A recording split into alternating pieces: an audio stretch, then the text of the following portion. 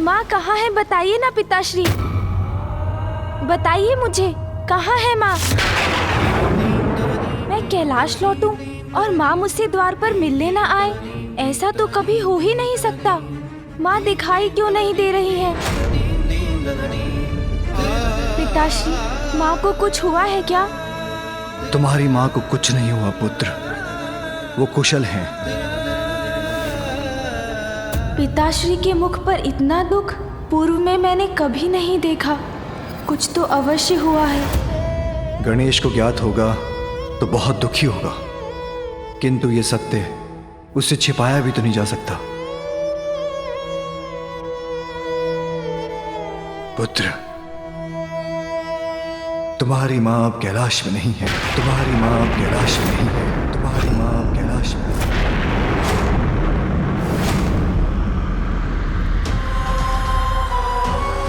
मैं समझा नहीं पिताश्री, माँ कैलाश में नहीं है तो कहाँ है? तुमसे बहुत बड़ी भूल हुई है, तुम्हें कैलाश छोड़कर जाना होगा। वो वहां है जहां वो अपनी भूल का प्रायश्चित कर रही हैं। भूल? पश्चाताप?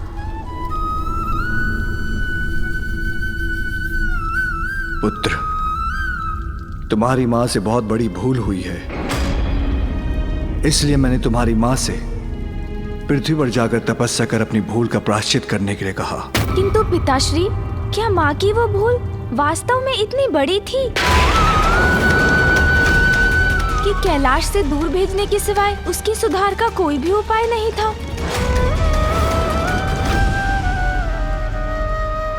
गणेश, मैं तुम्हारी भावना समझ रहा हूं पुत्र। एक पुत्र की दृष्टि में उसके माता पिता से कोई भूल नहीं हो सकती। भूल तो हुई है आप दोनों से, किंतु माँ को दूर भेजने की भूल तो आपसे हुई है पिताश्री। पुत्र, पुत्र, पुत्र। क्षमा पिताश्री, भूल अवश्य हुई है माँ से, किंतु अनजाने में हुई है। वो तो बस क्रीड़ा कर रही थी, क्या उन्हें इतना भी अधिकार नहीं? जगत पिता और माता हैं तो क्या, हम भी अधिकारों की सीमाओं से बंधे हैं। उनके क्षणिक परिहास का भीषण परिणाम हुआ है अंधक का जन्म। महेश्वरी को जगत जननी होने के अपने दायित्व के प्रति और सजग रहने की आवश्यकता थी। पिताश्री, वो तो मात्र आपको एक उपहार देना चाहती थी। वो किसी दायित्व के विरुद्ध कैसे है? उनका कृत्य एक बहुत बड़ी भूल का कारण है। हमारे लिए जीवन में छोटी सी भूल का भी कोई स्थान नहीं है। ये सत्य है पिताश्री, किंतु क्या ये भी सत्य नहीं कि जब आपसे कोई भूल हुई है तो माँ ने सदैव आपको क्षमा किया है? माँ ने तो कभी आपको प्रायश्चित करने अपने से दूर नहीं भेजा। तो तुम मुझे मेरी भूल का स्मरण कराने वाले हो? नहीं पिताश्री, मैं तो बस उचित अनुचित, सत्य असत्य का भेद जानने का प्रयत्न कर रहा हूँ। क्या ये सत्य नहीं कि त्रिपुरासुर की सहायता कर आपसे एक बहुत बड़ी भूल हुई थी? मैंने उनकी सहायता अवश्य की थी, किंतु उनका वध भी मेरे ही हाथों हुआ था। किंतु एक लंबे समय तक उनकी रक्षा करने के बाद वो भूल नहीं थी क्या? और क्या ये भी सत्य नहीं कि आपको ज्ञात था गजासुर आपके वरदान का दुरुपयोग ही करेगा? तब भी आपने उसे वरदान दिया और उसने आपको ही अपने उदर में रखकर संसार के लिए एक महासंकट उत्पन्न कर दिया।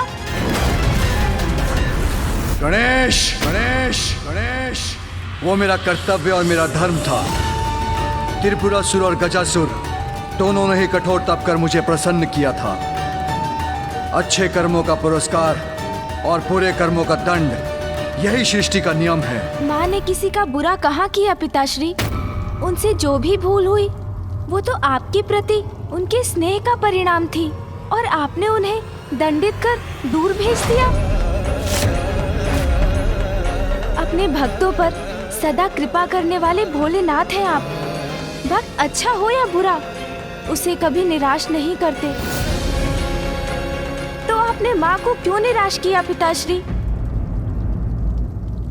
सदा कर्तव्य को तुमसे ऊपर रखकर मैंने बार बार तुम्हें निराश किया है उमा।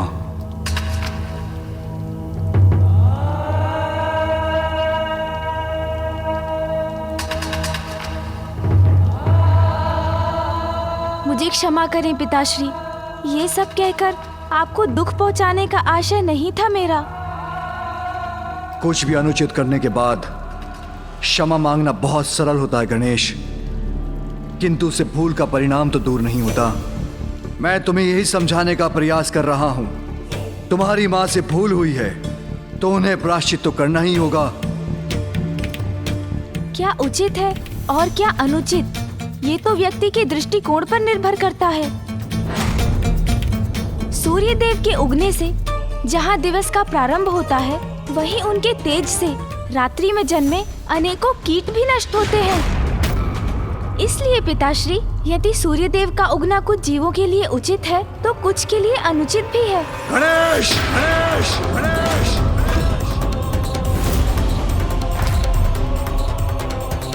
क्या ये सत्य नहीं पिताश्री कि वास्तव में आप मुझसे नहीं स्वयं अपने क्रोध से क्रोधित हैं?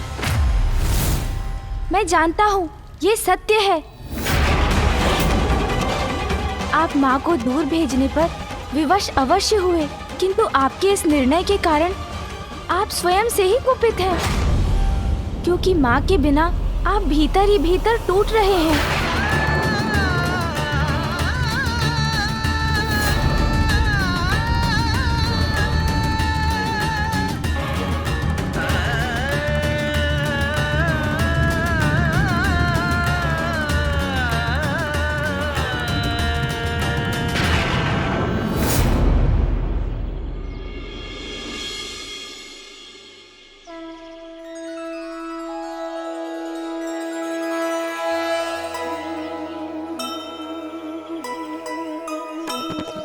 नियति ने कैसा ये खेल है खेला,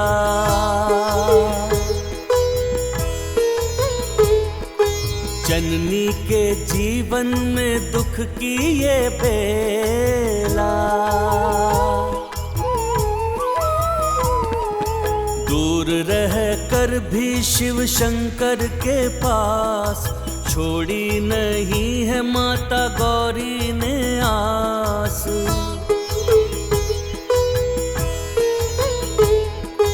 किंतु माता कर रही भोले का ध्यान, शिवलिंग को जल से कराया स्नान।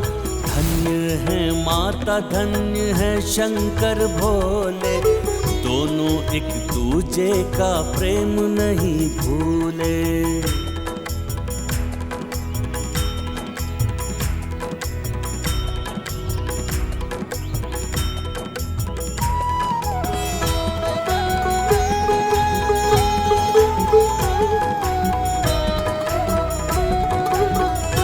पिताश्री, मुझे ज्ञात है आप माँ के वियोग की अग्नि में जल रहे हैं।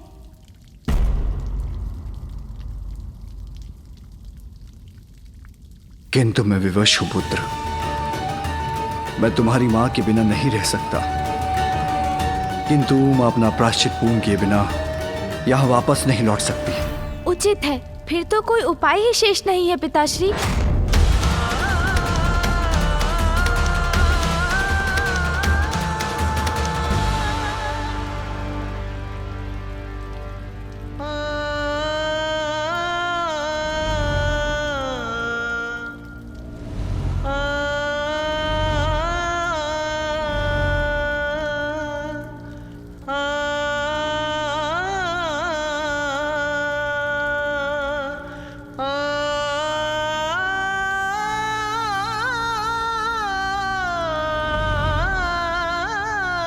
मूषक जी, मूषक जी, मूषक जी शीघ्र आइए।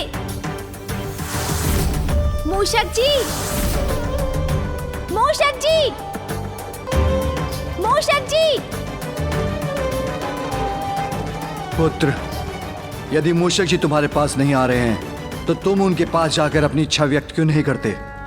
अवश्य पिताश्री, मैं भी तो यही बताने का प्रयास कर रहा था पिताश्री। कि यदि माँ यहाँ नहीं रह सकती तो हम तो उनके पास जाकर रह सकते हैं।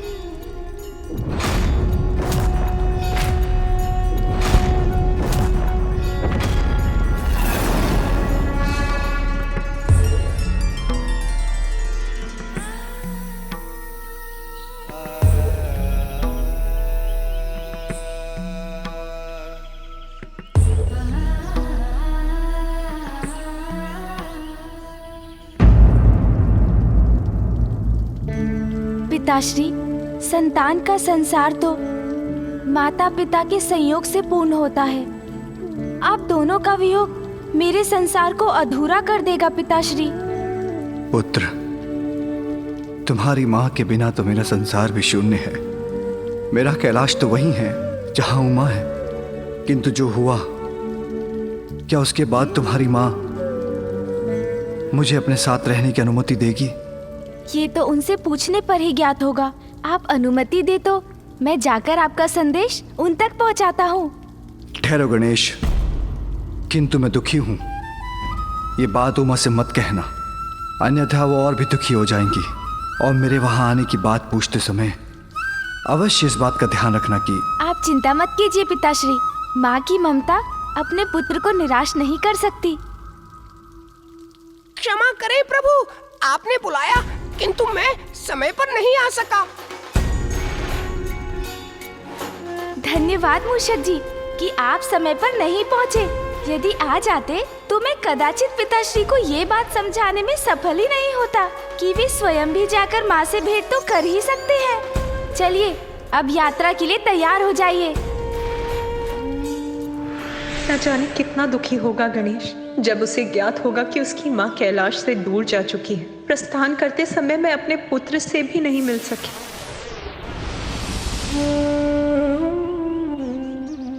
भोजन का भी समय हो गया है। स्वामी ने भोजन किया होगा कि नहीं, और गणेश ने? उसे तो भोजन अत्यंत प्रिय है। मेरे पुत्र गणेश को बहला लीजिएगा नाथ। यदि वो मेरे बिना भोजन अस्वीकार करे तो उस पर क्रोध मत कीजिएगा। अब तो आप ही उसके साथ हैं, इसीलिए आपको धैर्य रखकर ये निश्चित करना होगा कि वो भोजन समय पर कर रहा है।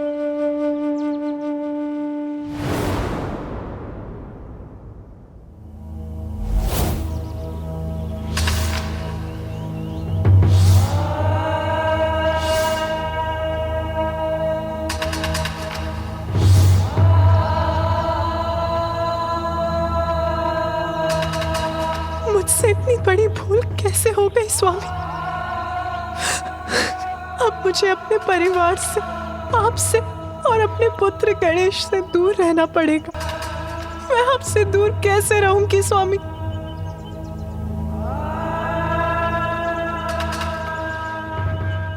माँ, माँ, पुत्र, माँ, पुत्र, नहीं नहीं, ये मेरा भ्रम है। गणेश यहाँ कैसे आ सकता है?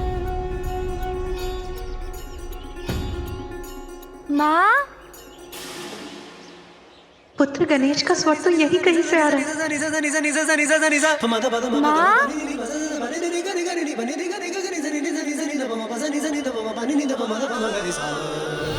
माँ,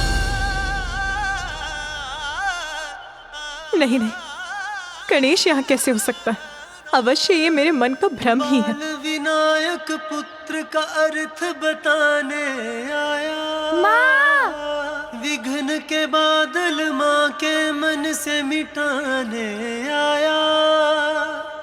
आज्ञाकारी माता का बस माँ को जाने। माता की आज्ञा को मैं सर्वोपरि माने। जीवन गणेश, समर्पित है तुझको माता। सांस सांस अर्पित है तुझको माँ, मैं आ गया माँ।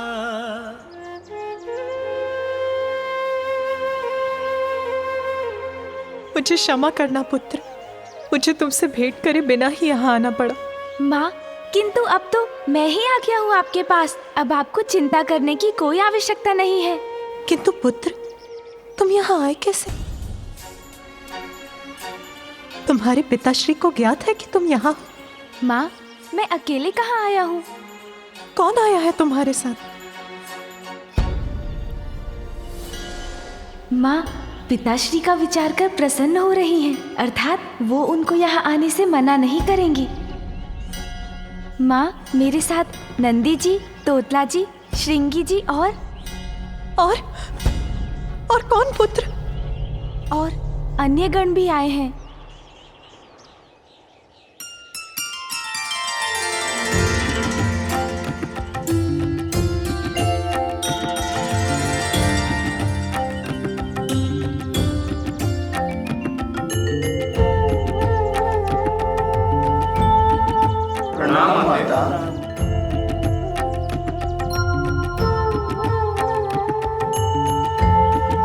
किंतु पुत्र, स्वामी को अकेला छोड़कर तुम यहाँ क्यों चले आए?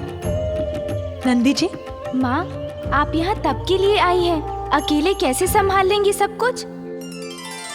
नंदी जी और अन्य गण आपकी कुटिया का निर्माण कर आपके निवास का प्रबंध कर देंगे। उचित है। आपको यहाँ के अपने प्रवास में कोई कष्ट ना हो, हम उसकी व्यवस्था करना चाहते हैं माँ। और इसीलिए आप यहाँ बैठ जाइए और हमें करने दीजिए हमारा कार्य। उचित है। चलिए नंदी जी, हम अपना कार्य शुरू करें।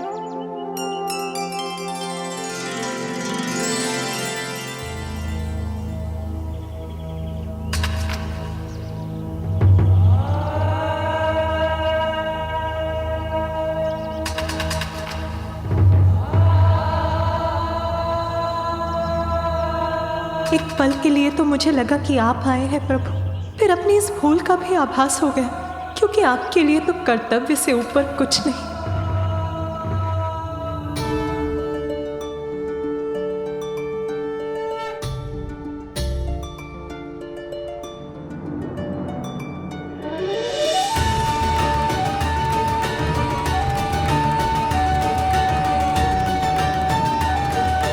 गणेश के वहां पहुंचते ही पार्वती को अब तक मेरा संदेशा मिल गया। पुत्र, अपनी माँ का संदेशा लेकर शीघ्र कैलाश लौटना, क्योंकि अब मैं तुम्हारी माँ के बिना एकाकी नहीं रह सकता। पुत्र,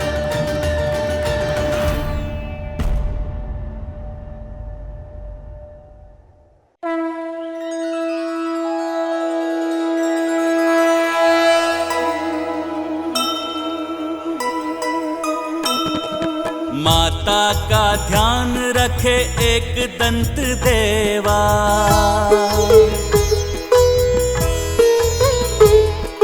निकट चले आए देखो करने को सेवा।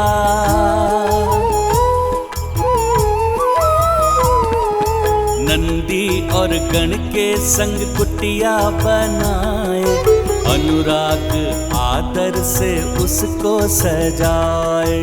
जय गणेश जय गणेश जय गणेश देवा, माता जाति पार्वती पिता महादेवा। माँ, देखिए,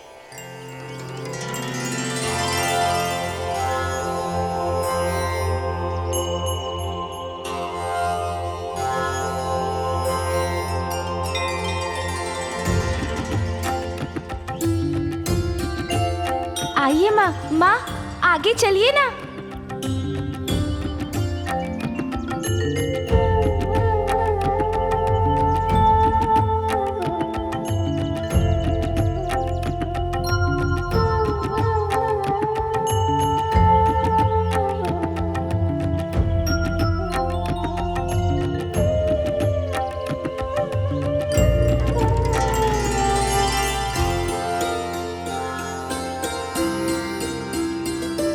अति सुंदर पुत्र गणेश, नंदी, तोतलागण, आप सभी ने तो अत्यंत सुंदर कुटिया का निर्माण किया है।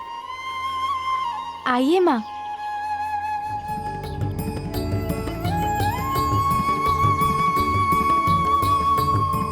माँ, वो देखिए, बैठने का स्थान।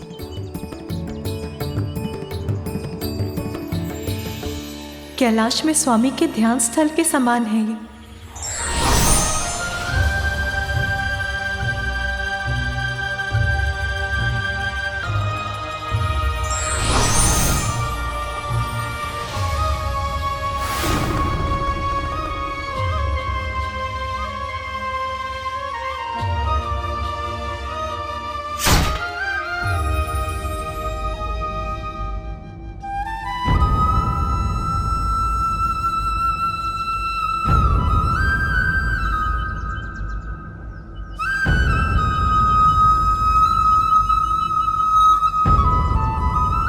पुत्र, सभी कुछ अत्यंत सुंदर है, किंतु मेरे एकाकी के लिए ये कुटिया अत्यंत विशाल है।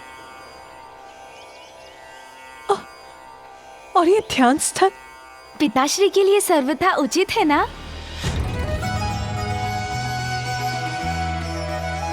पिताश्री के लिए? हाँ माँ, मैं आपके लिए पिताश्री का संदेश लेकर आया हूँ। महादेव का संदेश? आपसे विलग तो वो भी नहीं रह सकते माँ। पिताश्री ये जानने के लिए उत्सुक है कि क्या पुत्र? यही माँ, कि क्या वो भी यहाँ आपके साथ रह सकते हैं?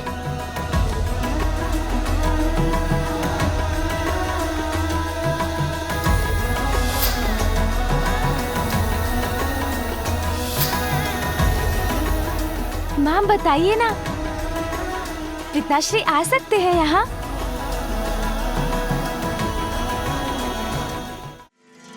विश्वास नहीं होता, महादेव यहाँ अपनी उमा के पास आना चाहते हैं। अपना कैलाश, अपने समस्त दायित्व छोड़कर। तुम सत्य कह रहे हो पुत्र? हाँ माँ, यही सत्य है। आज प्रथम बार मुझे एक दायित्व में बंधे भगवान का नहीं, मेरे स्वामी का संदेश प्राप्त हुआ है। उनके यहाँ आने पर तो मैं धन्य हो जाऊंगी। मेरे भीतर प्रसन्नता उमड़ रही है। मुझे लगा था कि मुझे वर्षों तक उनसे बिछड़ कर रहना होगा।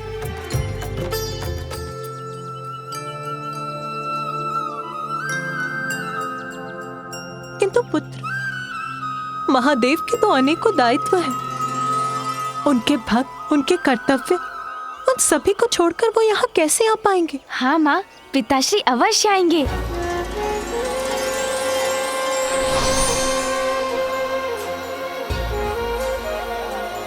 माँ, मैं वचन देता हूँ, इस कमल पुष्प के मुरझाने के पूर्व ही मैं पिताश्री को लेकर यहाँ आपके पास लौट आऊंगा।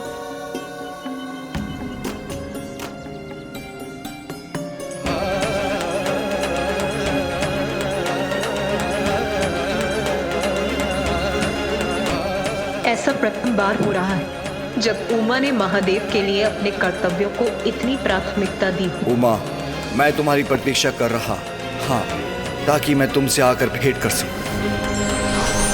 भूल छोटी हो या बड़ी, परिणाम तो नकारात्मक ही होता है, इसलिए हमें सोच विचार कर ही कार्य करना चाहिए।